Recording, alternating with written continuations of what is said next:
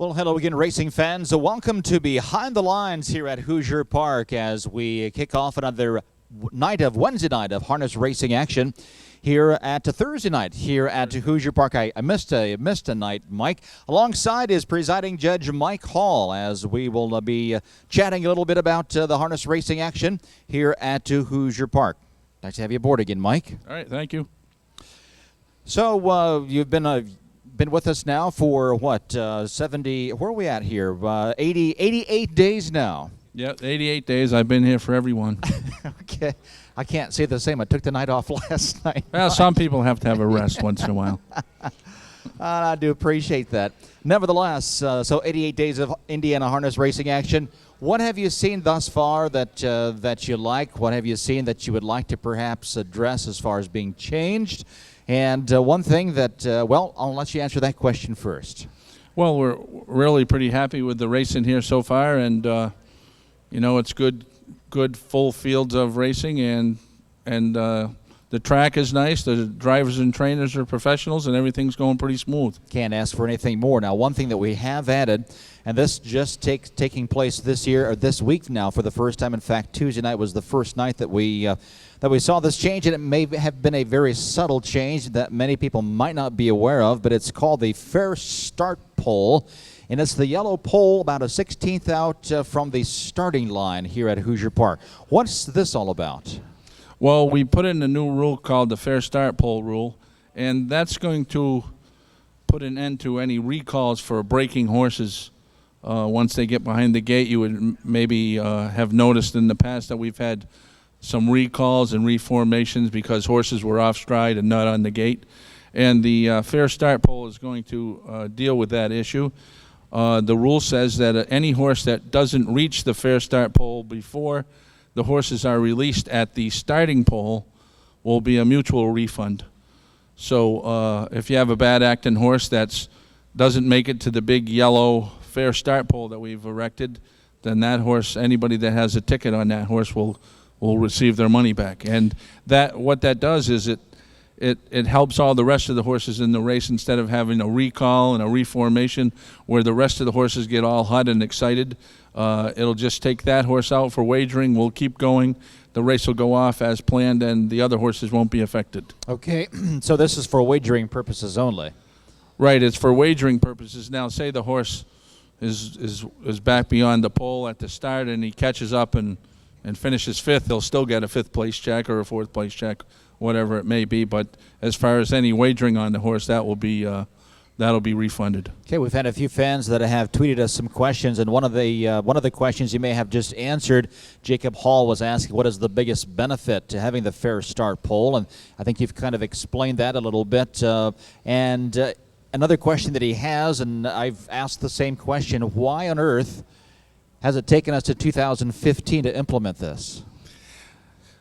Well, I don't know why it's taken so long. I do know that I did work previously up in Canada, and they had the rule there, and everybody was in favor of that rule just for the reasons that I've given, and mostly because it really gives the bettors a fair deal. Sure it does. And it really gives them a fair deal in more sense than they know, because we had one here earlier this year where a horse caused 2 recalls and then it was scratched. So we actually had 3 formations of the field.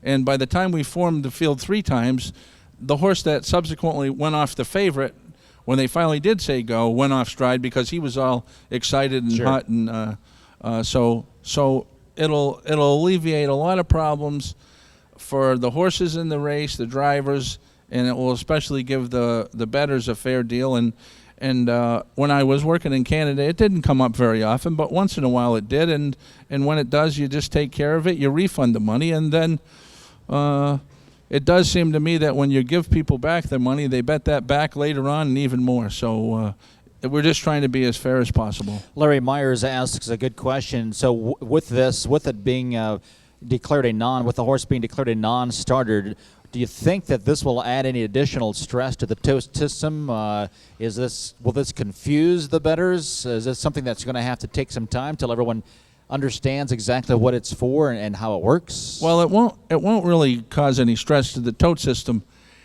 It will change things on occasion. Say if the horse that's far back and off stride that doesn't make the pole is the favorite.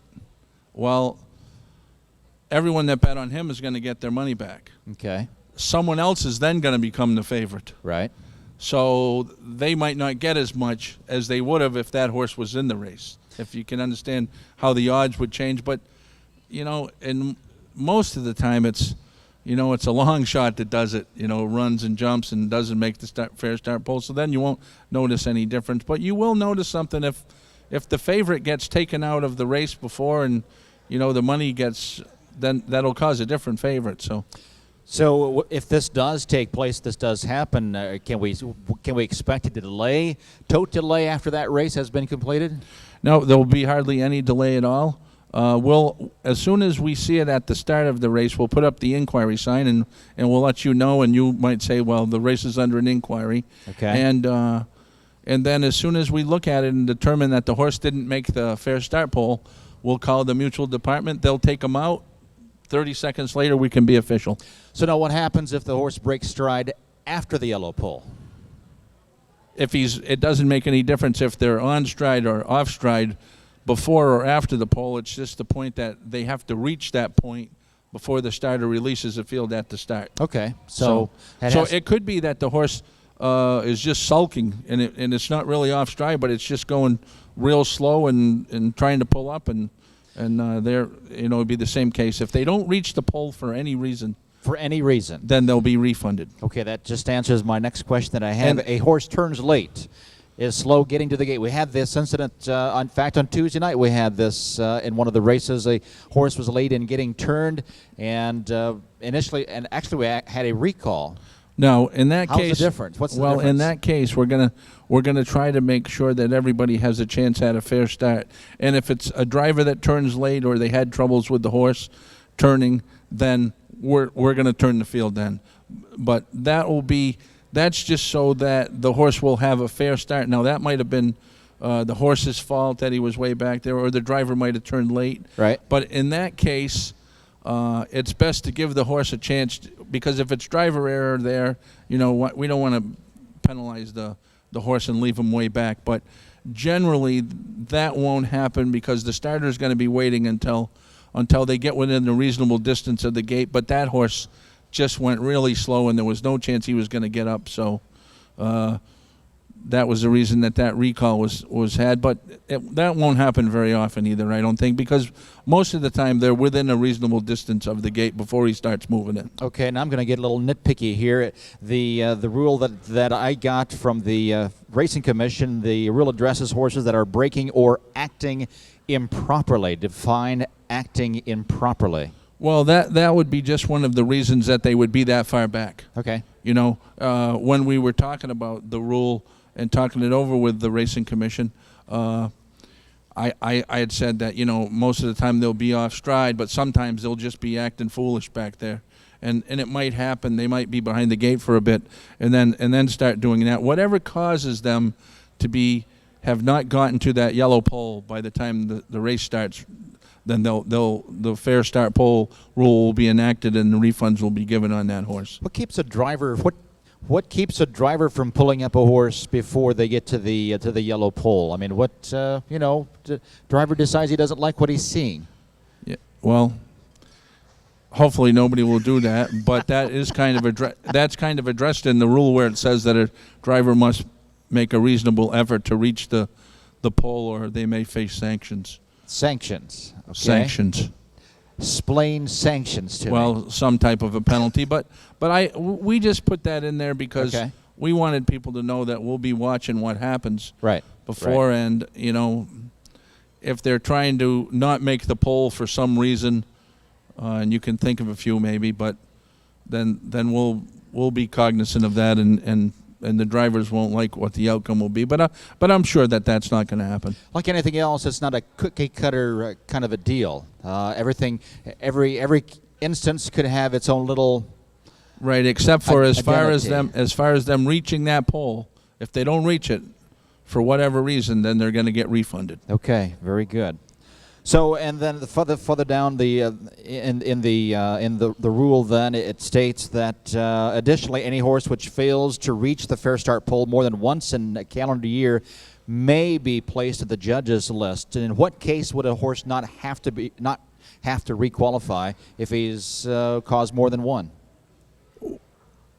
There could be a few reasons, but not very many. Okay. You know, most of the time it will be that if a horse does it more than once, then they're probably a problem horse at the gate, and that will be addressed with the starter, because he'll put them on the schooling list after they do it, especially if they do it more than once, but to find out what the problem was with the horse. You know, if it's a sulky horse, or if it just had a bad night. You know, every horse can have a bad night, and that's the reason we didn't say that everyone has to qualify if they don't reach the pole, but you know, we don't want it to be a habit with any one horse. Right, okay.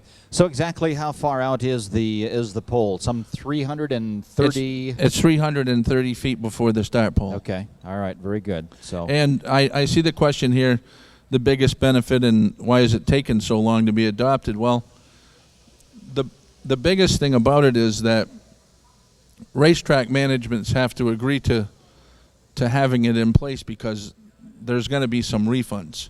Right, involves. But Hoosier Park neutral. Management was on board with it from the first time that I talked to them about it, and also the Racing Commission, Mr. Gorachek, and the Horsemen's Organization. Everybody was in favor of it. So all we had to do was a little study on it, get the language written, and it pretty much went forward from there.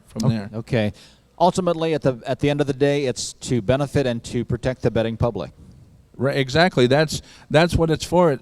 And like I said before, it protects them in more ways than they know. Right. You know, in that if the horse doesn't make the pole, well, they get their money back. Okay. But it's also if they bet on somebody else, and we have to have 2 recalls for the horse, you know, and their horse gets affected. So Right, you know, that's one of the bigger things in it, I thought, was it's the fairness to the public, but also it's the fairness to the rest of the drivers, trainers, owners in the race, because they shouldn't be subject to their horses being distressed by some horse that's not behaving. A bad actor, right? Yes. Right. Okay, so I'm going to continue to be the devil's advocate here, Mike. Recently, you penned an article for the Indiana Magazine concerning the pylons, and that will come out here shortly. Actually,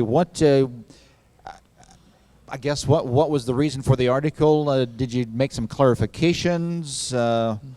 What warrants a violation, or what warrants a disqualification in your opinion here at Hoosier? Actually, the reason that I did the article was we had a few questions. We had a race here probably 4 or 5 weeks ago where a horse was inside some pylons in the stretch. Right. And we had an inquiry, and we didn't place the horse because he didn't gain any advantage by being in. I think he was inside maybe 2 pylons. And right after the race, we got a call from a person who had bet on the race from out of state, and they were upset that we didn't disqualify the horse. And I said, well, how would that be fair? Well, he said, I don't know if that would be fair, but that's happened to me before at other places. I said, well, that's why we don't want it to happen here, because it wouldn't be fair to you. So that was kind of the reason, and I thought we put the article out there in a magazine that a lot of the people that come to the track here probably read, and it really just stated the couple options that you have when dealing with pylons, and I did deal with the rule that we have here, which is mostly a judgment call, and if we think a horse gained an advantage over contending horses, then we'll place him back a spot or 2, but if we don't, then lots of times we'll find the driver, and sometimes we won't even find the driver. If say, the horse is running in real bad in the last turn, and he gets inside a couple pylons, and we don't feel that he gained anything, then we won't do anything, you know, in that case. But it was mostly, the reason for the article is mostly just to state what we do here and why we do it. Okay, and again, at the end of the day, it's it all boils down to if you feel a horse has gained an unfair advantage. Right, and a couple of the cases where I can give you a case where we don't feel it would be, and one where we know it would be. If they go inside of a couple pylons in the stretch, and they come right back out and they don't gain anything out of it, you know, the horse might be in 3rd place, goes inside 2 pylons in the stretch, and he's still in 3rd place. Well, he didn't gain anything about When he comes out of back that, out, when he right. comes back on, and mostly we're talking about 6 inches to the left. You know, it's not like they're over there 3 or 4 feet. Well, but one of the ones where you will get a placing almost all the time is, no, I should say all the time, is if a horse goes inside the pylons to get enough room to pass another horse. Right. Well, the horse is getting placed back. So if that is the case, the lead horse is, I'm going to say the lead horse is a half a length or half a width out. Someone starts through on the inside. His wheel ticks a couple pylons. Doesn't go inside the pylons, but ticks a couple pylons. In some people's mind, that's reason for disqualification because he went through to the inside and hit the pylons trying to get through where there wasn't any room. Well, that would be in their minds, but that wouldn't be in the minds of the 3 people that are going to be decided, I don't think, because we would like their wheel to be inside of the pylon without touching it Completely inside. before we call it inside. You know, the They bottom. can hit it. Yeah, they're pointed out towards the track. The pylons have a bend in them, and they're pointed out. Well, the bottom of the pylon, I think, is the inside of the track. At least that's the best way we can figure it, because Not the outside. not the sticking out part, Okay. because if I'm looking out the window right now and I see some pylons that are facing out towards the track and I see some that are facing in, so you can't keep them all because people are always hitting them. You can't keep them facing the same way. So if you just use that the bottom of the pylon base. is the inner boundary, then if they go inside the inner boundary of the course, then we'll take a look at it. Okay, very good. But really, honestly, this is one of the best tracks I've ever been as far as pylons go, because there's only 2 turns. So, you know, you got 2 turns, and most of the time when people go inside them, it's in a turn. You know, the horse is running in, or they're just not quite paying close enough attention. But we haven't had too many problems here, and I don't expect that we will. Okay, now I'm going to put you in the hot seat. You don't mind, do you? Oh, no. Okay. We've had quite an uptick of whipping violations here at Hoosier Park this year, perhaps from years past. What gives? Well, what we tried to do when we started was we all read the rule over, and then it seemed like it was easy enough for us to interpret. It says wrist action and slight elbow movement with no raising of the arm. So, That's confusing.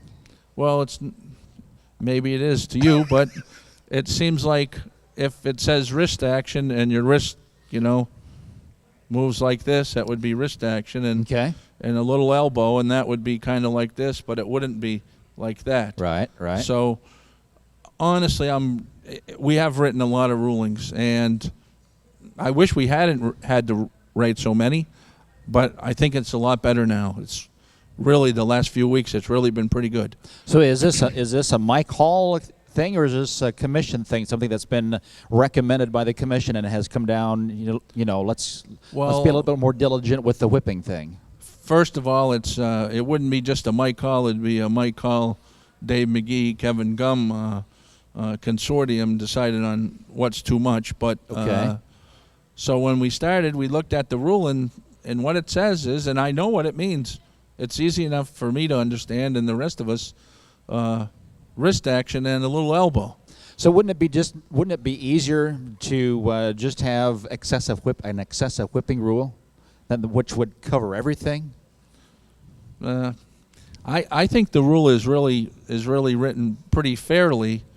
It's just that sometimes people get excited when they're down near the finish, and That's understandable. and we've had a couple cases where people have said, "I know it. I was just trying to get as much as I could." But the problem with that is, if you've got 10 people in a race, and 9 of them are going by the rule, using a little wrist action and a little elbow movement, and one's not, what does that tell you? He's getting an unfair advantage. Okay. You know, so an unfair advantage is not what we're looking for, and less whipping is going to be the thing of the future anyway. So it's not like it was 20 years ago when people would whip and slash from the half home. I would hope not. No, because people aren't going to stand for that anymore. It's not the same as years ago when everybody knew about a horse, and you took a horse to the store, or you rode one when you were a kid.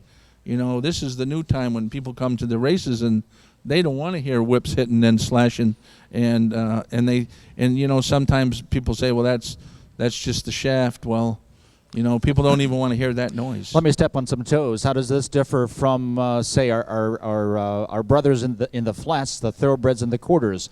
Quarters come out of the gate. What do they do from start to finish? Yeah. And that's okay? Well, I'm not sure.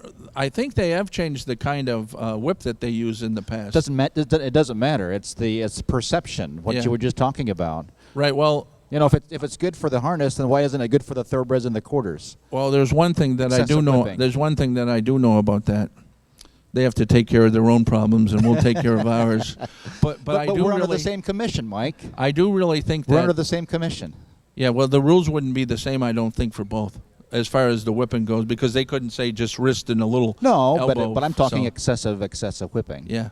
But there is one thing, honestly, that I think they've made those bats into like styrofoam, but Yeah. I'm not positive on that either. I'm not that I think is irrelevant. It's Yeah. the perception.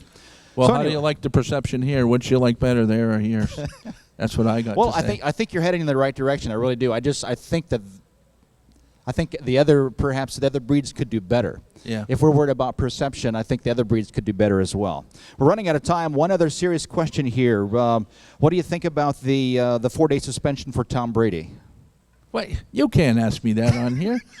There's people here that are probably Colt fans. They're all Colt fans, Mike. You're the yeah. only Patriots fan in the house. Well, I'm not sure. Wait, we've got another guy over here who's raising his hands. Well, I don't know. They'll have to decide that on their own. But I'm pretty confident that with or without him, they'll win those 4 games. But there is a rule about how many pounds of pressure in the ball, and it was broken. So should there be consequences? Well, I'm pretty sure he wasn't the one that let it out. No, I'm sure he wasn't. Yeah. He's from Michigan. He wouldn't do anything like No, that. he wouldn't. All right, Mike. Behind the lines. Thanks for joining us here, taking the time out, and hopefully we answered some questions today, and we'll go from here. See what happens. Okay, and anytime anyone wants to send us a question on the email, we get back to everybody. So, And that is Who's Your Park Judges at yahoo.com. Hoosier Park Judges at yahoo.com. Very good. 5 minutes to post time. Good luck, everyone.